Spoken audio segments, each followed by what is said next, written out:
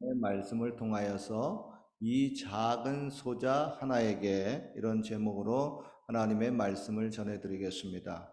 생전에 저희 아버님이 저희 어머님에게 옛날 일을 꺼내시면서 가끔 하시는 말씀이 있습니다. 다름 아닌 제가 초등학교 2학년 때인가 3학년 때인가 하는 때였어요. 그날 학교에서 소풍을 가는 날이었습니다. 그런데 저희 어머님이 무슨 중요하고 바쁘신 일이 있었던지 저에게 소풍 가는 날 김밥도 싸주지 않고요. 또 도시락 과자도 싸주지 않았습니다. 다만 저를 혼자 딸랑 학교에 보냈습니다.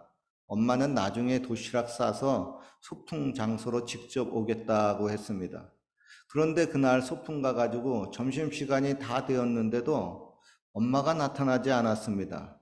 다른 아이들은 엄마랑 같이 싸운 도시락을 맛있게 먹고 있었는데 저는 한쪽 구석에서 엄마가 나타나기를 우두커니 기다리고 있었습니다.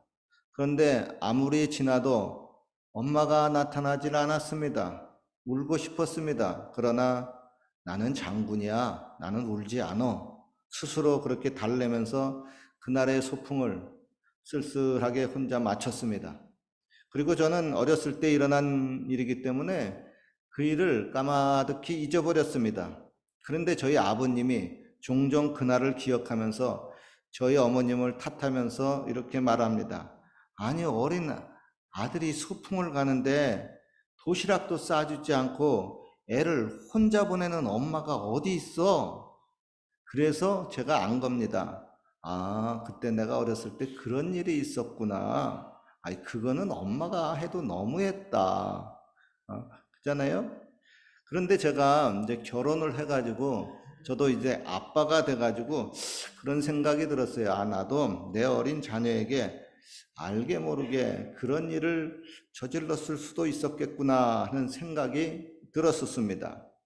그리고 뭐 자녀가 아주 어리지 않고 또 자녀가 다 커서 성인이 되었어도 아빠로서 나도 모르게 어려울 때 같이 동행해 주지 못하고 또 도움이 되지 못해서 그 아이가 말도 못하고 난감해하고 슬픈 모습을 하고 혼자 걸어가는 모습을 보면서 아, 그 참 마음이 안 좋았습니다. 그래서 깨어보니까 꿈이었습니다. 그리고 이제 스스로 생각을 했어요. 아, 그때 저 순간에 내가 내 자녀와 같이 동행해주고 내가 뭔가 좀 힘이 돼줘야 됐었는데 하면서 아쉬운 마음이 들었어요. 그러면서 아이고 주여 그런 일이 일어나지 않게 해주십시오 하고 일어나서 기도를 했습니다. 그리고 이 꿈에 제가 좀 영감을 받아가지고 오늘의 말씀을 준비했습니다.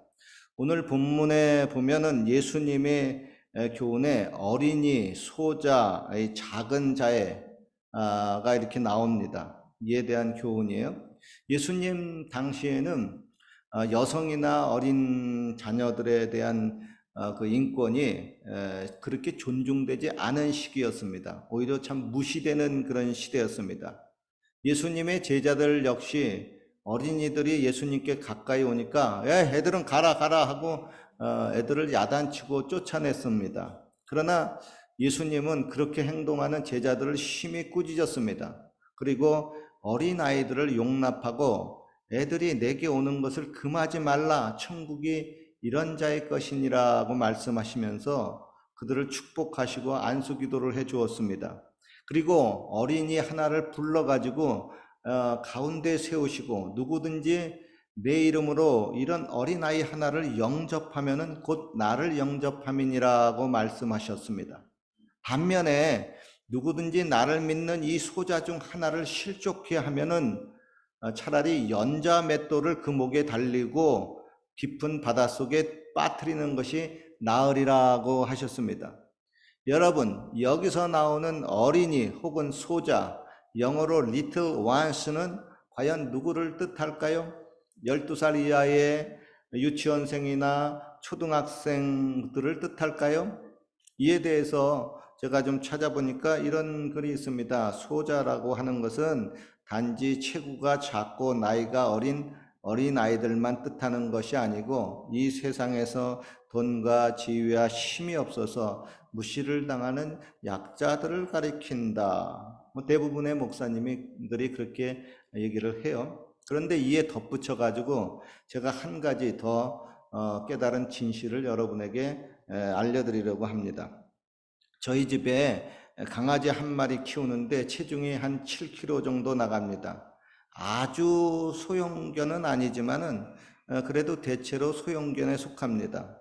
그래서 산책하다 보면 사람들이 지나가다가 저희 강아지를 보면서 반갑게 아이 퍼피 퍼피 하고 이렇게 지나갑니다. 즉 강아지 중에서 귀여운 강아지 새끼라는 뜻입니다. 그때 우리가 이제 그 말을 들으면서 속으로 말합니다. 아유, 얘 퍼피 아닌데 벌써 6살이 지났는데. 여러분, 강아지 나이를 사람과 비교하면은 대충 곱하기 7을 해야 합니다. 즉, 저희 집 강아지가 6살이니까 곱하기 7하면 6, 7이 42. 그리고 얘가 1월 달 생일인가? 내가 태어난 건 못 봤어요. 그쪽에서 말을 하더라고요. 강아지 파는 사람들이. 그래가지고 1월달 생일이니까 6, 7이 42 플러스 알파 하면은 사람으로 치면 어느덧 중년입니다. 그래서 가끔 저희 그 강아지가 투정을 부리고 땡깡을 부리면은 우리가 말합니다. 얘야, 너 이제 애기가 아니야. 어린이도 아니야. 너 이제 어엿한 중년 아저씨라고. 그러니 채통을 지키세요. 민트. 강아지 이름이 민트야. 그렇게 말하면 그 아저씨 강아지가 아, 그렇구나. 나도 중년 어른이 되었으니까 이제 채통을 지켜야지 하고 투정을 그칠까요? 아닙니다. 걔는 우리가 지를 낳아준 부모인 줄 알고 계속 투정을 부려요. 찡찡댑니다. 자, 여기서 퀴즈를 낼게요. 지금 이 강아지는 사람으로 치면 성경의 본문처럼 어린 소자일까요? 소자가 아닐까요? 예? 몸집으로 보면 키로수로 보면 7kg밖에 안 나가는 소형견이니까 소자인 것 같고 나이로 따져보면 6, 7이 42살 지냈을 테니까 그 어른인 것 같고 찡찡대는 것을 보면 또 여전히 소자일 것 같아요. 그런데 이 강아지가 저희 집 식구들에게는 아무리 나이가 먹어도 여전히 어린이 혹은 베이비 소자처럼 보입니다. 왜 그럴까요? 이 강아지를 아기 때부터 집에 데리고 와서 키워서 그렇습니다. 즉 부모처럼 강아지를 사랑하는 그 주인의 입장에서 보면은 그 강아지는 여전히 아기처럼 느껴집니다. 그러면서 이제 저희가 강아지 데리고 산책을 하다가 혹은 어떤 사람이 큰 개를 데리고 산책하는 사람을 보게 됩니다. 그걸 보면서 저희고 아이고 무서워. 덩치도 되게 크다. 어떤 강아지는요, 이거 개가 아니고 진짜 작은 덩키, 나귀 같은 개가 있어요. 그런데 여러분, 그 개를 처음 아기 때부터 키운 주인의 관점에서 보면 그 개는 아무리 덩치가 크고 사나워도 여전히 주인의 입장에서 베이비, 소자, 리틀 완처럼 느껴집니다. 왜 그럴까요? 마치 부모처럼 불쌍히 여기는 마음이 있기 때문에 그렇습니다. 즉 본문에 나오는 소자, 어린이 리틀 완스라고 하는 것은 어느 관점에서 보느냐에 따라서 그 사람이 소자가 될 수가 있고 소자가 아닌 다 큰 어른이 될 수가 있습니다. 예를 들어 볼까요? 90세 먹은 꼬부랑 할머니가 70세가 되신 아들 할아버지에게 이렇게 말을 합니다. 얘야, 항상 밖에 나가면 차 조심해라. 밖에 공기가 차가우니 감기도 조심하고 컬럭컬럭컬럭. 그 말을 들은 70세 아들 할아버지가 말합니다. 아이 어머니 제가 뭐 애인가요? 저도 이제 어른 아니 다 이제 철 지난 할아버지라고요. 어머니나 건강 잘 챙기세요. 자 보십시오. 이 대화에서 90세 어머니의 입장에서 보면 그 아들이 70세 노인이 되었어도 여전히 어린아이, 즉 새끼, 소자로 보입니다. 여기서 우리는 진리 하나를 발견할 수가 있습니다. 하나님 아버지가 보시기에 그의 사랑 안에서 창조되고 지어진 그 피조물들은 모두가 불쌍한 소자로 보인다고 하는 겁니다. 더구나 그분의 그 형상대로 지어진 사람을 보면 아이고 불쌍한 내 새끼 하면서 마치 부모가 자기 자녀를 가엾게 보듯이 그렇게 불쌍하게 하나님이 우리를 보신다고 하는 겁니다. 더구나 여러분 사탄에게 미혹이 되어가지고 행복의 에덴 동산을 잃고 가시와 엉겅퀴에 맨날 이리저리 찔려서 아파하고 신음하다가 결국은 또 짧은 인생 속에서 죽음으로 말미암아 그렇게 사라지는 자신의 새끼들을 보면은 하나님 아버지는 그 새끼들이 너무나 가련하고 불쌍해서 울고 싶습니다. 잃었던 자기 자녀를 다시 찾고 싶습니다. 빨리 그들의 손에 몸에 박힌 가시를 빼주고 싶습니다. 그들을 치료해주고 싶습니다. 이에 대해서 성경도 이렇게 말씀합니다. 아비가 자식을 불쌍히 여김같이 여호와께서 자기를 경외하는 자를 불쌍히 여기시느니라. 주께서 과부를 보시고 불쌍히 여기사 울지 마라 울지 마라 가라사대 청년아 내가 내게 말하노니 일어나라 하심에 죽었던 자가 일어안거늘 말도 하거늘 예수께서 그를 어미에게 도로 주시니라. 예수께서 제자들을 불러 가라사대 내가 무리를 불쌍히 여기노라. 저희가 나와 함께 있은지 이제 사흘이나 됐는데 먹을 것이 없도다. 길에서 기진할까 하여 굶겨 보내지 못하겠노라. 예수께서 나오사 큰 무리를 보시고 불쌍히 여기사 그 중에 있는 병자들을 고쳐 주시니라. 보십시오. 예수님이 배고픈 사람들에게 오병이어의 기적을 통해서 그들을 먹이셨습니다. 그들이 굶주린 배를 채워주셨습니다. 그리고 그들 중에 병든 자를 고쳐주셨습니다. 죽었던 과부의 아들도 너무 불쌍해서 기적을 베풀어서 살려주었습니다. 도대체 그 이유가 뭘까요? 예수님이 사람들 앞에서 에헴 내가 이만큼 능력이 있다 하고 그렇게 뽐내는 마음으로 그런 기적들을 베풀어 주셨을까요? 아닙니다. 단지 그 어린 것들이 너무 불쌍한 생각이 들어서 그랬습니다. 여러분 여기 캐나다 땅에서 살다 보니까 종종 한국과 캐나다를 비교하게 됩니다. 한국이 좋은 거가 뭐가 있죠? 일단 모든 것이 빨리빨리 이루어집니다. 병원 치료도 빠르고요. 관공서 서비스도 빠르고요. 각종 음식 배달도 빠릅니다. 반면에 캐나다는 느려 터졌습니다. 빨리빨리 문화에 익숙한 한국 사람들이 여기 오면은 아이고 이것 때문에 참 답답합니다. 반면에 여기 캐나다가 좋은 것이 있습니다. 장애인이나 약자들에 대한 그 인식과 그들을 돕는 시설이나 시스템이 잘 갖춰져 있습니다. 저희 딸이 초등학교에 처음 학교에 들어갈 때 영어를 전혀 못했으니까 내가 처음에 기쁘게 즐겁게 멋을 부리고 학교 입학식에 들어갔는데 그 다음날 학교를 안 간다 그래. 왜냐하면 자기만 영어 못하는 바보라 그래. 당연하지, 당연하지. 영어 못하지. 그런 것을 알고 학교 당국에서 이 소자 어린이 하나를 위해서 영어 교사를 붙여줬습니다.